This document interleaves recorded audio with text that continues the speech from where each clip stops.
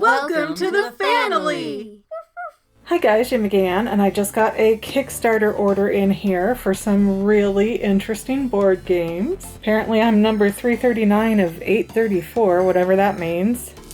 But let's rip into this box and find out exactly what everything is. And they definitely gave me enough tape for my money's worth here.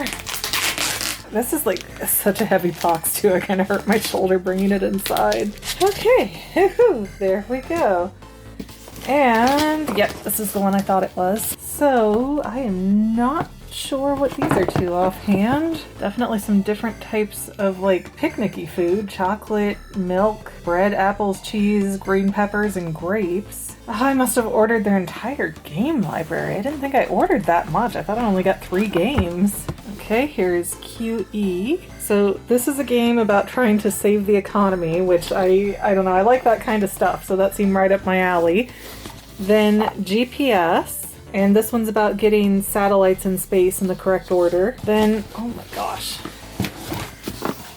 On Tour, which again, I didn't think I ordered this much. I thought I was only getting 3 games. So I'm not really sure what this one is, but it's some kind of like map moving game, and I love geography too, so that's perfect for me. I'm a nerd. I'm a map nerd. Mountain Goats. This one looked fun. Has a bunch of little stacking pieces. Roll some dice, then choose how to combine them to move your goats up the mountain. And what I liked about their pitch on Kickstarter was that these games do not take a long time to play, and they go from like 2 to 5 players, so that would fit my whole household if we need to. But I feel like they're these kind of games that they're very simple to learn, but you can spend a lot of time trying to master them.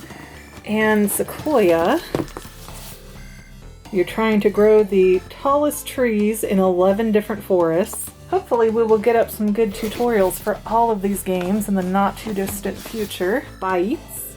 And this one looks like another mapping game, but you're using ants at a picnic instead of, you know, the whole country.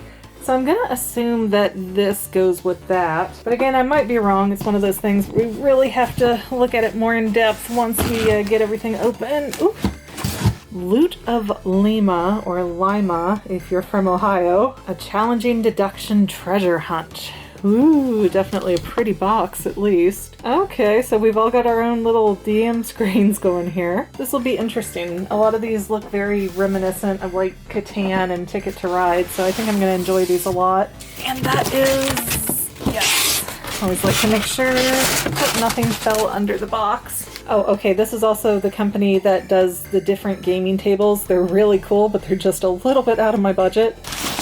And let's get the best look at this I can. Bigger than a travel size for an airplane, definitely. We've got a strap here holding these two together, so you can wear this like a backpack. Look at that. I didn't realize the backpack aspect of it. Yeah, you can put your information in there just in case any other geeks want to steal your goods. And I say that lovingly as a geek myself. But so yes, you've got backpack straps, and there should be another one for that one. Ah, over here. Or you've got a cushioned handle strap that you can use, which will Velcro together. It's just a little bit stiff because it's been out in the freezing cold. It's snowing outside. And then you have the regular padded arm strap, and I do like that they included all the padding on all these. This is very nice. Even the backpack straps are very thick and plush. But let's get a look at what kind of storage we're working with here. I mean, this is gigantic. As you can see, it doesn't even want to fit on camera. This just is not clipped on. I'm not going to do it because I think that will make it easier to show, but there are no pockets here. I do like that this black band runs, looks like it will run all the way through the bag, and this is just another piece sewn on, so that's a little bit more tension. That is not just putting every bit of the weight on these stitches. If I'm right, of course. I could be wrong about how this is put together. This might not go all the way through like I think it does, but I think it does because this feels extra paddy here. And the bottom has these hard plastic feet, so that way if you set your bag on something wet or something that is not flat, you're not going to see damage to your board games. Fingers crossed, hopefully. Here is the other side. Again, no pocket on this side either.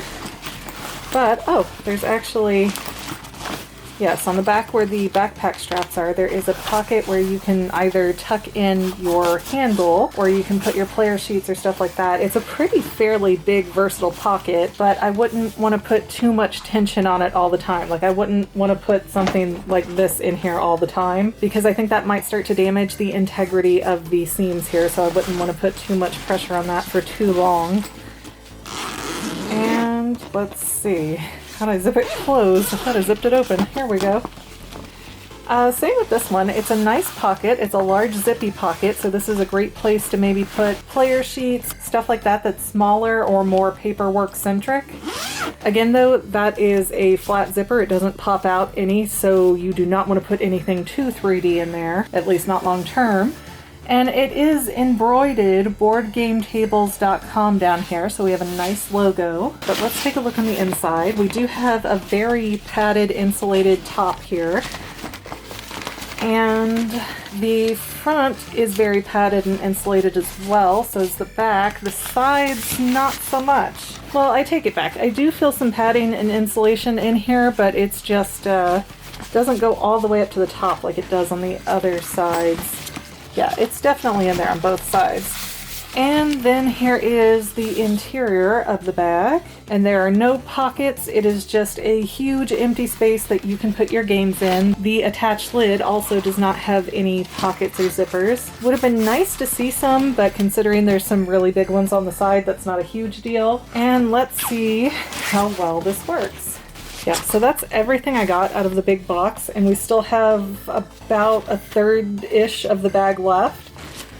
Of course, we can make it more like half the bag if I just stack these up this way because it's very tall as well. Okay, so to measure this bag, and this isn't going to be perfect, we have about 21 inches in length, 12.5 inches in height, and roughly 11 inches in width. But I think you could probably get 12 in there easy enough if you packed it just right. But yeah, this baby is just gargantuan. I love it. I am really excited to get it. And of course, the backpack straps only go in one direction, and they are on the back side here. So just be mindful of how you pack things. So if you're going to use the backpack function, make sure that you have any smaller items on the top, so that way they're not sitting at the bottom with the bigger things to crush them down. And I was going to open all the games, but I think that that's just going to become a very long, tedious video. So after showing you so much of this bag, I think we'll just let you go. One more time, if you're interested in this stuff, it is at BoardGameTables.com. And you've been listening to McGann ramble on like a crazy person, and we will see you next time, FANily members. Bye! If you had fun watching today's video, don't forget to subscribe so that you can see more, and let us know in the comments what other videos you might want to see in the future. Also, don't forget to check out our other channel, The Fangirl, where we talk about all kinds of movies, TV shows, and even books and comics. But viewer discretion is advised.